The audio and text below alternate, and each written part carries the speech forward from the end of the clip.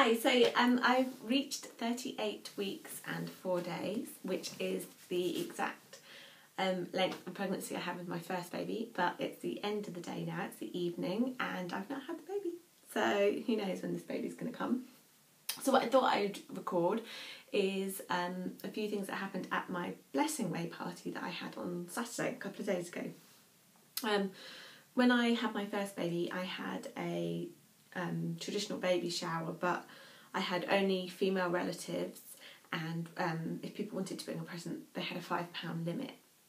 Because I wasn't really interested in getting lots of stuff for the baby. I just got married a few months before, and because I was pregnant, I didn't have a hen party as such because I was feeling quite rotten at the time. So we thought it would be a nice thing to do is get together with all the female relatives before she was born. But this time I had what's called a Blessingway party, which is a traditional party to kind of spend with your closest friends and or relatives if you want, but I kept it to friends and my mum. And then you do different ceremonies, and it's meant to support the mum.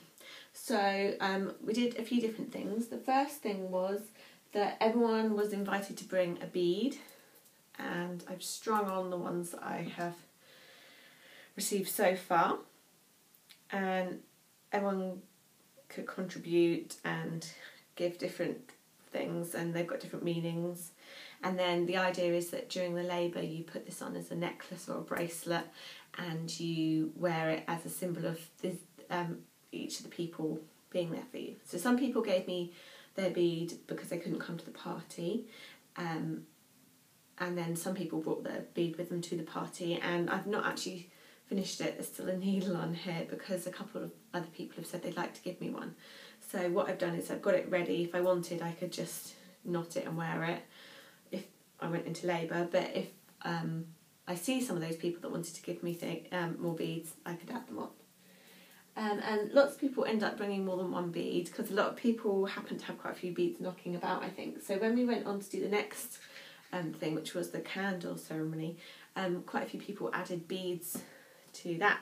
So each person was invited to choose a thread of whichever one they wanted, and lots of them added beads if they wanted, but if they didn't, it didn't really matter. You could do whatever you liked, and you just tied on a thread to represent you. They were joking that we could have bets on like which person's thread it gets to burn down to, because I had a very quick labour last time.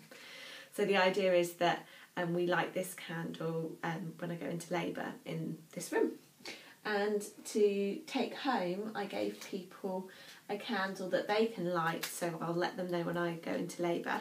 And I just got these giant tea lights that I'd actually been given beforehand, and I added ribbons to them. So these are some of the ones that I had left over for people that I haven't seen to give one of these to.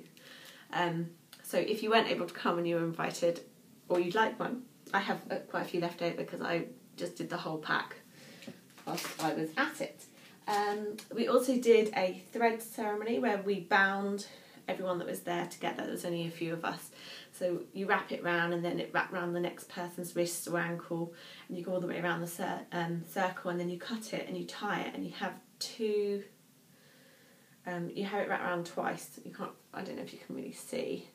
And once is for the mother and once is for the baby. And the idea is that you keep this on until the mother has given birth, and then you cut it off. And it's a symbol. If you're religious, you could pray if you see it and it reminds you, or just to feel like you're bound together, trying to be empowering. We also had lots of cake, and when we were there, people did some really lovely readings and wrote little messages, which I've now got just here. One friend did a few, and they're layered up there, and some wrote on the back. But they'll be nice to read if I have a slower labour, or I came in and just read them today because I felt like I wanted to. So I read those. And one thing I wanted to do for the party was have my tummy henned, but unfortunately the girl that I wanted to invite to do it was at a wedding, So she came a couple of days earlier, and I can show you what she did. This is my humongous bump now, and this is what she did. So I think she did a great job. She's just 17, this girl, and she just did it freehand. She had a picture on her phone, and the really good thing is that in the last couple of days I've started getting a couple of stretch marks, and it kind of disguises those. And also I don't like my belly button that's popped, so I'm quite glad that I've got that. And I quite like showing it off, which is exciting because when I'm not pregnant I will not show my belly to anyone, including myself, because I really hate it. So it's really nice to have a belly that I'm like, hey, look at this, and I'll whip it out and show anybody. So that was really exciting to have that done, and it's really nice to look down at because it's nice when looking at the stretch marks, the old ones and the new ones. So, and then the other thing I had for people to do was I bought a load of stuff to tie-dye, so baby stuff, and then I just had a couple of colours to use, and I can show you some. So here's just a baby grey. I'm trying to remember who did what, but I think I did that one. It's looking a bit crazy. My friend Sarah did this one, which came out really good. It looks even better from the back actually, but yeah, she did that with the two colours. And then my friend Jo did this one, which looks a bit like Planet Earth, kind of swirled in. And oh, this is just one I did later on, where I did them down the side and around each popper. And my friend Isabel and her daughter Victoria did this one. Maybe that other one that I couldn't remember, that was also them. And then this was one that was left that I just did some stripes. So they're a bit funky. I think my husband thinks I've lost the plot because I think he quite liked the idea of white baby stuff. But anyway, so that was really nice, and everyone could have a go. A lot of people, they all got left with the elastic bands on, so I actually only just did that today, was to undo them, because I've been a bit lazy. I've been in quite a lot of pain if I move and keep having to fold over, but it's not contractions, my water's not broken, so it's nothing exciting. So anyway, still pregnant. But I had an absolutely lovely time at the Blessingway, and a couple of people bought flowers because we were going to make a flower garland, but actually only 2 people bought flowers. And then I kind of didn't really think about how they were going to be attached to my head, so I've just got them in a little vase downstairs, and they're really cute.